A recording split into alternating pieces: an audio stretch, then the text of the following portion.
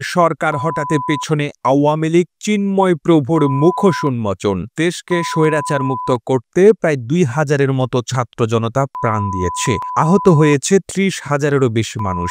গোটা দেশে যখন ভয়াবহ অবস্থা, তখন মুখে কুলু পেটেছিল উগ্রবাদী সংগঠন ইসকন। এই গণহত্যার পক্ষে না দাঁড়িয়ে বিপরীতমুখী অবস্থানে ছিল তারা। তবে শেখ হাসিনার পতনের পর হঠাৎ করেই সক্রিয় ইসকন। ভারতের ইন্ধনে একের পর এক দেশ বিরোধী চক্রান্তের গুটি চালাচ্ছে তারা। দীর্ঘ ১৬ বছর ধরে লুটপাট, গুম, খুন, গণহত্যা সহ মানবতা বিরোধী নানা অপরাধ করেছে আওয়ামী লীগ সরকার। তাই জনরোষের কারণে প্রকাশ্যে আসতে পারছে না দলটির নেতাকর্মীরা।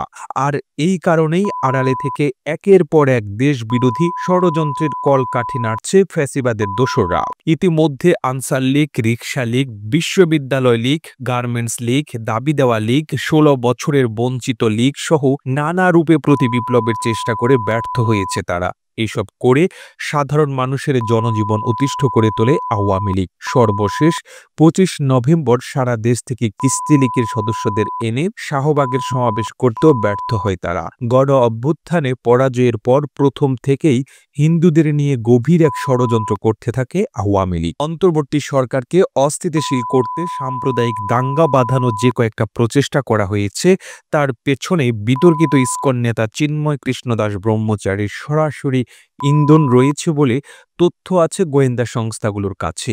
রাষ্ট্রবিরোধী মামলার এই আসামি চট্টগ্রামের জমি দখল, সাম্প্রদায়িক উস্কানি সহ নানা অর্থনৈতিক কর্মকাণ্ডের হোতা। এতদিন পর্দার আড়ালে থেকে তাকে ব্যবহার করে কলকাঠি নাড়ছিল ভারত ও আওয়ামী লীগ।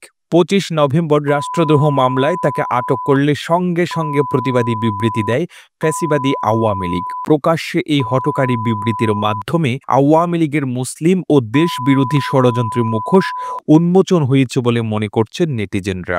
বাংলাদেশ আওয়ামী লীগের প্রেসিডিয়াম সদস্য জাহাঙ্গীর কবির নানক গত সোমবার এক বিবৃতিতে চিন্ময় কৃষ্ণ দাসকে গ্রেপ্তারের তীব্র নিন্দা ও প্রতিবাদ জানিয়েছে এবং অনতিবিলম্বে তার মুক্তির দাবি করেছেন। চট্টগ্রামের হাজারীগলিতে সাম্প্রদায়িক দাঙ্গা সৃষ্টির অপচেষ্টার অংশ হিসেবে সহিংসতা, সেনা সদস্য ও পুলিশ বাহিনীর সদস্যদের উপর ভয়ঙ্কর এসিড হামলার নেপথ্যের মূল অভিযোগ রয়েছে এই ইসকন নেতার বিরুদ্ধে। এর আগে চট্টগ্রামের নিউ মার্কেট চত্বরে মুক্ত মঞ্চে ছাত্র জনতার উড়ানো জাতীয় পতাকার উপর গেরুয়া পতাকা উড়িয়ে অবমাননা করে দেশের স্বাধীনতা, সার্বভৌমত্ব ও জাতীয় অখণ্ডতাকে অস্বীকার করার মতো অপরাধ করেছে বলেও অভিযোগ রয়েছে ইসকনের এই নেতার বিরুদ্ধে।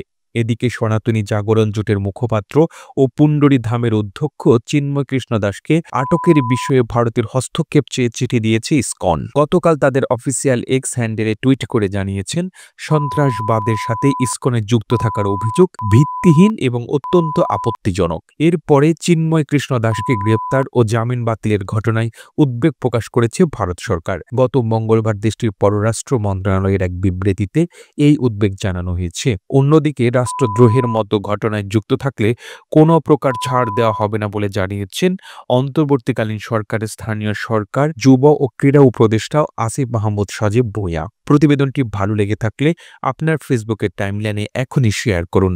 সেই সঙ্গে বিশ্ব বাংলার ফেসবুক পেজটিকে ফলো করুন ও বিশ্ব বাংলার ইউটিউব চ্যানেলটিকে সাবস্ক্রাইব করুন। আর আপনি বাংলাদেশের কোন জেলা থেকে এই ভিডিওটি দেখছেন আমাদের কমেন্ট করে জানান। আমরা পরবর্তী ভিডিওতে আপনাকে ধন্যবাদ জানাতে ভুলব না। এতক্ষণ বিশ্ব বাংলার সাথে থাকার জন্য অসংখ্য ধন্যবাদ।